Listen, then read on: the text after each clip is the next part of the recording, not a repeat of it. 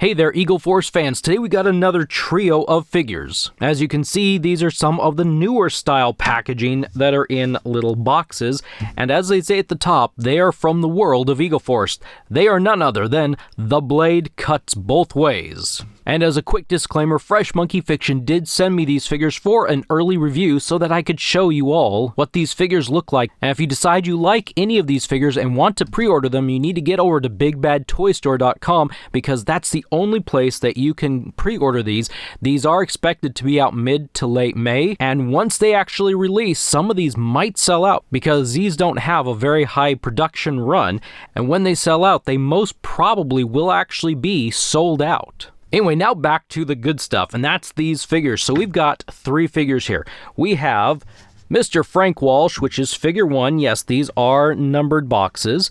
We have Savitar, I think that's how you say his name, figure number 2. And we've got the Goblin, figure number 4. And I'll grab this one, and we will take a peek here at the back of the box. And as you can see, there are 5 different characters back here. And 1, 2, 3, 4, 5, and these ones match up to the numbers. There is this little kind of backstory up here that's kind of neat to read through, so if you want to pause and read through, go ahead. We've got Frank Walsh, Savitar, and the Goblin. I don't believe these two are releasing right away. They might be later releases. I could be wrong on that one. So, as like the other boxes that I've shown you from the world of Eagle Force, no, it's Eagle Force Returns. You open this up, you see the figure, and we'll get to his face in a moment, but there is the comic right there on the inside, like the visual file card, and you can take a pause if you'd like to read through that. Whoa, let's knock it all over here. And then the backs of the boxes are the same for these other figures. I'll open this up, you can see the figure peeking out at you, and we'll get this a little bit closer so you can look at that comic real quick if you'd like, the visual file card. And then finally, Mr. Frank Walsh. I believe this might be the most anticipated of these. I could be wrong, but I believe this one just might be the most anticipated. All right, there you go. No more of this. Let's get these figures out and look at them one at a time. I'm going to interrupt this unboxing real quick to show you the inserts that are behind the figures that you probably weren't able to see because, well, they're behind the figures. These are cool little inserts, and you could use these for like a display up on your shelf. You could pose the figure and stand it in front of these things. These are actually pretty neat. They are unique for all 3 figures as opposed to the Eagle Force Returns figures, because if I remember correctly, those were all the same. And so this one over here on the left is Frank Walsh, the one in the middle is Savitar, and the one on the right is the Goblin. These are just kind of cool. I like that they're actually unique and they present a different scene. Anyway, let's get back to that unboxing. We're going to take a look at the Goblin first, and the first thing I want to show you is a side-by-side comparison of the figure versus what the original preview render looked like, so you can kind of see the difference. He doesn't yet have his mask on, and I'll get to that in just a moment, but I wanted you to see real quick, just a little bit side by side. Now, this guy has some very interesting accessories and a lot. So let's go through the typical ones first. You get the figure stand, provided I can actually pick it up. I don't know, do you need to see the figure stand? So there you go. There's the figure stand right there. And he has a set of gloved hands and a set of skin-colored hands. For the gloved hands, he has fists, and he has the typical, all of them are the typical ones, the trigger fingers right there, and a C-shape hand, and kind of an open grabby hand. I like the open grabby hands. For skin color, same ones. He's got the C-shape, and he's got a fist, an open grabby hand, and he's got a set of flat hands, which are only skin color. There's no glove flat hands that I've seen. And a trigger finger that's kind of hard to see. He's actually, this one came with a trigger finger and a flat hand on there. But anyway, so those are the quick overview of all the hands, just in case you've missed previous videos in the past and you didn't realize so many hands come with these figures. So I'm going to bring this guy just a little bit closer so that I can show you the accessories just a little bit better. He comes with 2 swords and sheaths, and these are, so there, the sheath and the sword, and I believe these are identical. Let's see. No, they aren't. One is longer and one is shorter. That was the long one I showed you. Here is the short sword right there. And these are, I'll show you what's kind of neat about those in a minute. We have some sai. There are two of them. 1 and 2. They look just the same. You get a little handgun here, like so. And okay, I'll show you this. He comes with like a backpack type of a thing. Something that will hook to his back, and you can connect the swords and the sai into that. And I'll show you that in just a bit. That's kind of cool how it works. You get this head right here. This is kind of like, you could turn this guy in like to a bodyguard. It's just a suit figure, and you could have like a bodyguard, and then you've got this head, and the mask does come off, and I'll be showing you masks things here in just a moment. You get this mask right here. That's kind of a weird, kind of creepy mask. And then you got the mask that is kind of what's been shown for him. Let's put that back there. And the masks are actually really easy to take on and off. We're going to see how close I can get the mask to the camera here. We're going to have to get him out of the way because he's going to draw all the focal attention. So if you can see, it's kind of difficult. Right in there, there's a connecting point, and that's what hooks onto that kind of like open mouth right there. And it really is easy to plug in. As long as you line it up, it'll plug right in, and then he's got the mask. And I'll kind of pop up the render again here real quick, just this portion, so you can see there. Now I'm noticing that the mask does kind of separate here. You're gonna have to, that was my fault, I knocked it off. But it does hook on, and it does kind of, there you can kind of see up here, it does kind of separate just a little bit, but I think it'll be okay because it is just kind of a mask. And if you bump it, it does pop off. Well, actually, I finally got it hooked on pretty good. It was popping off kind of easy earlier. That's kind of neat. And then you've got this one. This one's a little bit trickier to hook on because it's got that same plug system in here. In fact, this is red. This is a little bit easier to see. This is the plug right there. And so trying to line that plug up can be a little bit difficult. But once you get it centered and get it plugged in, then it holds on there pretty good. And there, that's what he looks like with that mask on right there. And it doesn't really pop off that easily. So yeah, there he is with that mask. And then you got this head with this mask. This mask does come off. This gold one comes off, and then you can actually swap it out and put it on this face right here. Like I said, line that up. Takes a little bit of doing to line that thing up and push it on.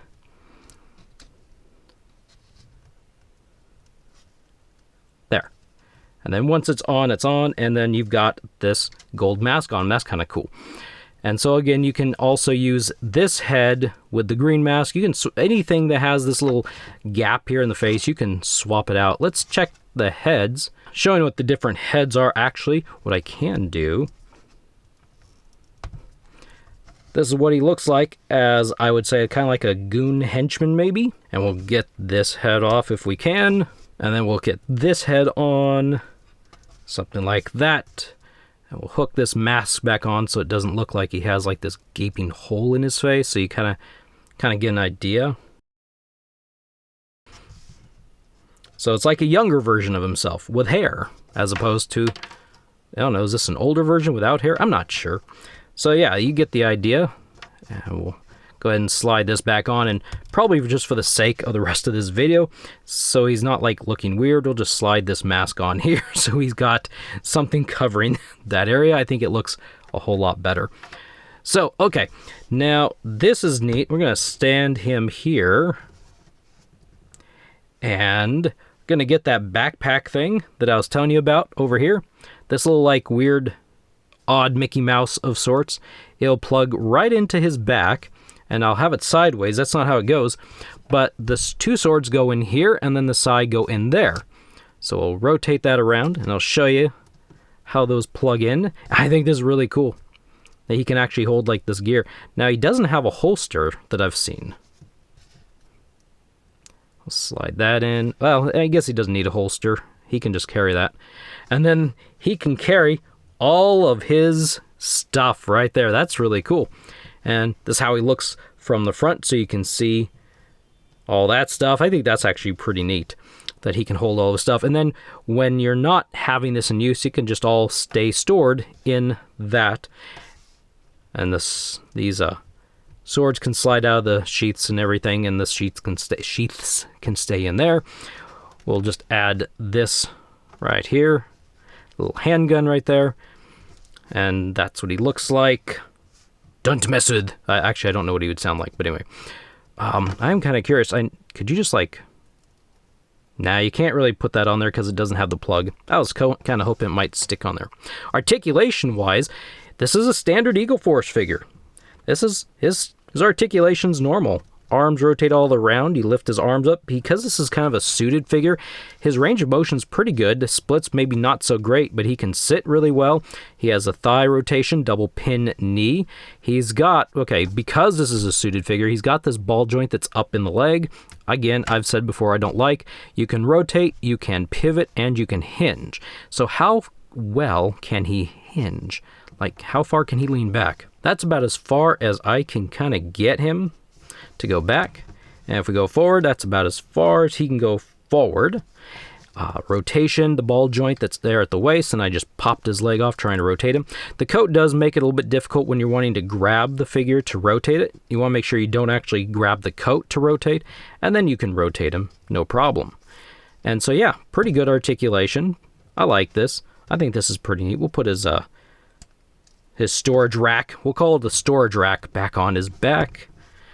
And oh yeah, I forgot to mention that the Eagle Force figure stands have a small and a large peg. There are two size holes on the feet. There's a large one near the toe and a small one near the heel, and they will correspond to that on the figure stand. And we'll stand him up here and make him look kind of cool. All right, let's move on to the next guy. And here we have Savitar next, and the figure is over here on the left, as you can see. I'll throw up the digital render on the right side, and you can see any differences between what was originally shown off and how the figure has actually come out. It looks like the head might be just slightly different, so there's that. But anyway, this is a nice looking figure. I like the colors and I like the suit, and he's got this blue suit and gray vest, red tie, black shirt. There's a lot of actual colors on this figure. That's kind of neat, the variety, the look. It's not just like all one color, maybe the suit's one color and the shirt's a different color. There's a lot of variety in color on this figure, and I kind of like that. And all you people who like the suited figures for various bodyguards or businessmen or whatever you have, you know, this should be kind of appealing to you.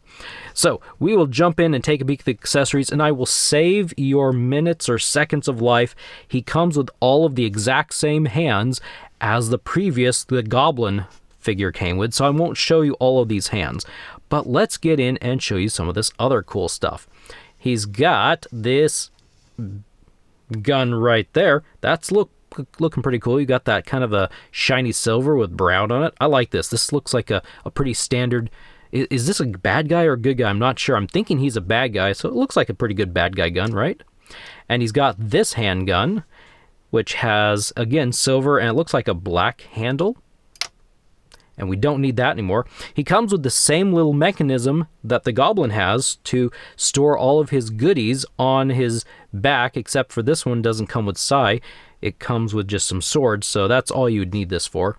And he's got pretty much the same swords.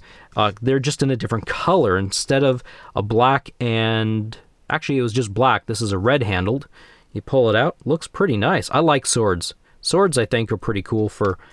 Even though I'm not huge into ninjas and related stuff, I like swords. I think they're cool just about with any character. They're an easy close combat weapon, right? And the thing I didn't lead off with is the figure stand with the small and large peg. Now, this is interesting, and I don't know the story behind it, and I might have to learn more about this guy, but he comes with a koala. A koala bear. At least that's what it looks like to me. See if we can get this any closer so you can see. But yeah, it looks like a little koala bear. So I don't know if this guy's like Australian. I really don't. I'll be honest, I didn't read his little profile comic yet.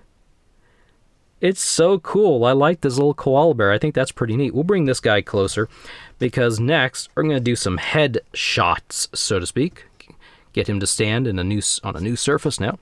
So he pretty much comes with kind of the same heads, just maskless.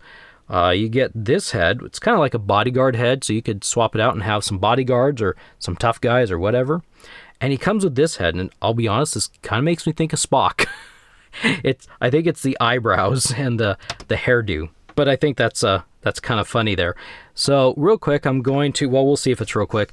This separates again at the neck, and once you separate the head from the neck, then you can hook it right back on. And I'm going to not actually connect these. I'm just going to kind of set them there, and so what you're seeing is a little bit more neck than if the head's actually on. Just imagine it just a little bit lower. But that kind of gives you an idea of what that looks like, because I don't want to deal with trying to have to separate the neck and the heads that much there. And you get a long neck bodyguard. Not really, like I said, just the head will sit down a little bit lower than that. So it actually looks pretty good on him. We'll put the original head back on. See how when I just kind of sat there, he has a longer neck, and we'll pop it down, and then he doesn't really have a long neck anymore. So we're going to scoot like all this off to the side. So the articulation, again, same as all the others. Head rotates around, arm rotates. It's pretty much the exact same figure. Sits, can't do the splits all that awesome. Rotation, double pin at the knee, and he leans back. Yeah, about the same. So I'm not going to get into all that. You saw it already. So I'm going to gear this guy up here real quick. We're going to put this piece on his back. You can see it right there. We can slide the swords right through I so like this. This is a really cool little, this is neat. I don't know if it's been out before, but I really do like that. I think that's pretty fancy. We'll give him this one, since we gave the other guy the handgun. Oh no, he's pretty armed. Oh, and I did not mention, he comes with one gloved hand on and one skin hand on. So yeah, it's kind of neat. And so you can swap out the hands, of course, however you would like. And yeah, he's pretty neat, I think. Gonna hook him onto this figure stand. I don't know. Usually guys in suits don't do the dirty work themselves. Usually they pay somebody or have somebody else do their dirty work, don't they? And I don't know, this kind of looks like maybe, unless he's the paid guy, I don't really know. Maybe Goblin is like the head guy. I honestly don't know the lore all that well, but I think he's pretty cool. All right, so let's move on to the next guy. Now we come to a figure that I think quite a few of you have been interested in seeing. This is none other than Frank Walsh. On the left side, you see the actual figure. On the right side is the pre-release render to advertise the figure early. And you can look at and see if you see any of the differences, if there are any or not. But anyway, it's a pretty cool looking figure. It's kind of pretty basic. There's not a lot of accessories. You get the same pretty much hands and they're all skin colored that you've seen before. All of these different hands. He comes pre-installed, I'll say pre-installed, with trigger finger hands. He's got this little silver gun. That's kind of cool. I like these little ones that have that really bright silver paint, black handle. And then he's got two of these types right there. And he comes with this holster that goes around the chest area. And finally, this figure stand. So it's pretty easy. You can just hook this holster right up like that. And then he's got a place for the little shiny one. If I can pick it up, right there. There, now he's got that one. And so we'll kind of scoot some of this stuff off to the side. We'll take a look at the figure. He doesn't have a lot, so there's not a lot of time to spend on this figure, because he doesn't have like two sets of hands. He doesn't have like a whole bunch of heads and stuff. But look at that. That's quite the look, don't you think? His head rotates all the way around. He doesn't have any hindrance whatsoever at all. Everything moves and hinges and swivels just right. The ball joint allows for movement. If you want to do the splits, he can do splits pretty good. If you want him to sit, twist at the thigh, double pin at the knee.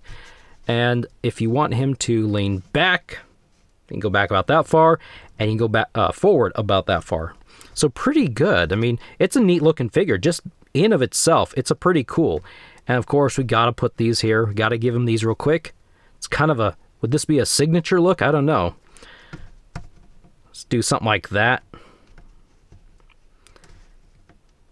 There. He looks like a madman or something now, doesn't he? But it's a pretty neat figure. Turn his head. Could kind of do a little pose like this. Of course, a figure stand would help quite a bit to pull that pose off. There, something like that. He looks pretty cool, doesn't he? This is great. And even if you weren't interested specifically in, like, this character, these are actually some really nice looking camo pants. See if I can get the... Yeah, these I think are pretty nice camo pants that you could even swap with another figure.